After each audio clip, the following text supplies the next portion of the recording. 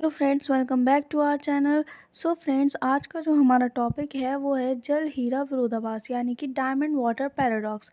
देखिए, प्रतिष्ठित अर्थशास्त्री मूल्य और उपयोगिता के संबंध में परिचित नहीं थे।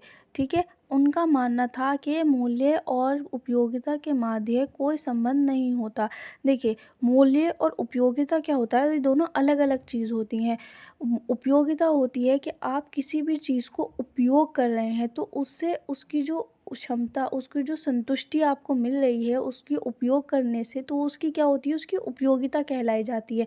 ठीक है, और फिर उसको उपयोग करने के लिए आप जो मूल्य दे रहे हैं वो उसका मूल्य कहा जाता है। ठीक है, तो कुछ अर्थशास्त्रियों का ये मानना था कि मूल्य और उपयोगिता के मध्य कोई संबंध नहीं होता, लेकिन इसमें एडम स्मिथ ने जल हीरा विरोधाभास का उदाहरण दिया। ठीक है, उन्होंने इस चीज़ का एग्जाम्पल दिया कि मूल्य और उपयोगिता में संबंध होता है। वो कैसे होता है, ये देखिए आप। एडम स्मिथ के अनुसार जल की बहुत अधिक उपयोगिता होती है पर उसकी कीमत नहीं होती या बहुत कम होती है। जाहिर सी बात है, जल हमारे लिए क्या है, वाटर हमारे लिए बहुत इम्पॉर्टेंट है और उसकी उपयोगिता भी क्या होती है, बहुत ज़्यादा होती है। लेकिन जल की जो कीमत होती है वो बहुत कम होती है, उसका प्राइस जो होता है वो बहुत कम होता है। क्यों? क्योंकि वाटर हमारे लिए कहीं से भी अवेलेबल हो जाता है। ठीक है, लेकिन इसके विपरीत हीरे की उपयोगिता कम होती है लेकिन उसकी कीमत उच्च होती है। ठीक है, जो हीरा है वो बहुत रेयरली यूज़ किया जाता है, बहुत कम लोग यूज़ करते हैं। ठीक है, लेकिन उसकी जो कीमत होती है वो बहुत ज़्यादा होती है। ठीक है, जल की कुल उपयोगिता अनंत होती है, यानी जाहिर सी बात है जल का जो यूज़ है वो बहुत ज़्यादा है, उसकी कोई गिनती नहीं की जा सकती, वो अनंत है। परंतु प्रकृति में प्रचुर मात्रा में उपलब्ध होने के कारण इसकी सीमांत उपयोगिता शून्य होती है। ठीक है, क्योंकि जाहिर सी बात है जल हमारी प्रकृति में बहुत ज़्यादा है। ठीक है, ये हमें किसी भी कहीं से भी अवेलेबल हो जाएगा। तो इसकी जो सीमांत उपयोगिता होती है, सीमांत उपयोगिता मैं आपको अपनी पहली वीडियो में समझा चुकी हूँ।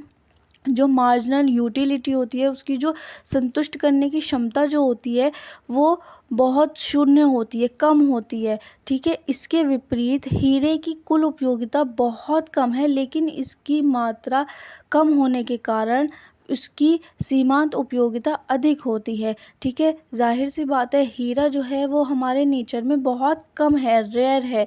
ठीक है, लेकिन इसकी कम मात्रा कम होने के कारण इसकी जो सीमांत उपयोगिता है, इससे जो हमें संतुष्टि मिलेगी वो क्या मिलेगी, वो बहुत ज़्यादा मिलेगी। ठीक है, इससे इससे उसकी कीमत भी उच्च होती है। इसीलिए क्या होता है, हीरे की मात्रा कम होने के कारण प्रकृति में, नेचर में उसकी जो कीमत होती है वो बहुत ज़्यादा होती है। ठीक है, इस प्रकार किसी वस्तु की कीमत का निर्धारण उसकी सीमांत उपयोगिता द्वारा होता है, उसकी कुल उपयोगिता द्वारा नहीं। इस बात से इसका मतलब ये है कि किसी भी वस्तु की जो कीमत रखी जाती है वो उसकी सीमांत उपयोगिता द्वारा रखी जाती है। यानी कि जिस वस्तु की जितनी ज़्यादा उपयोगिता होगी या जिस वस्तु से जिससे आपको बहुत ज़्यादा संतुष्टि मिलेगी, उसके अकॉर्डिंग ही वस्तु की कीमत रखी जाती है। उसकी कुल उपयोगिता कितनी है उसके द्वारा वस्तु की कीमत नहीं रखी जाती है।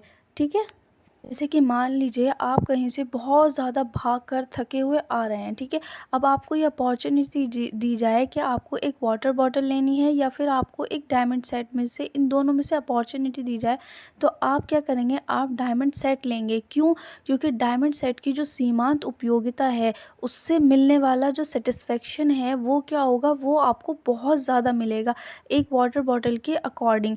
वाटर क्या है, आपको वो हमारे नेचर में बहुत ज़्यादा होने के कारण वाटर आपको कहीं से भी अवेलेबल हो जाएगा, लेकिन डायमंड सेट वो आपको नहीं होगा। तो इसीलिए किसी भी वस्तु की कीमत का जो निर्धारण होता है वो उसकी सीमांत उपयोगिता द्वारा होता है। ठीक है, वाटर जो है, वाटर की कीमत कम होती है। क्यों? क्योंकि वो प्रकृति में बहुत ज़्यादा है, लेकिन हीरे की कीमत ज़्यादा होती है और उसकी सीमांत उपयोगिता भी बहुत अधिक होती है। ठीक है, अगर आपको वीडियो अच्छी लगी हो तो like, subscribe and share. Thanks for watching.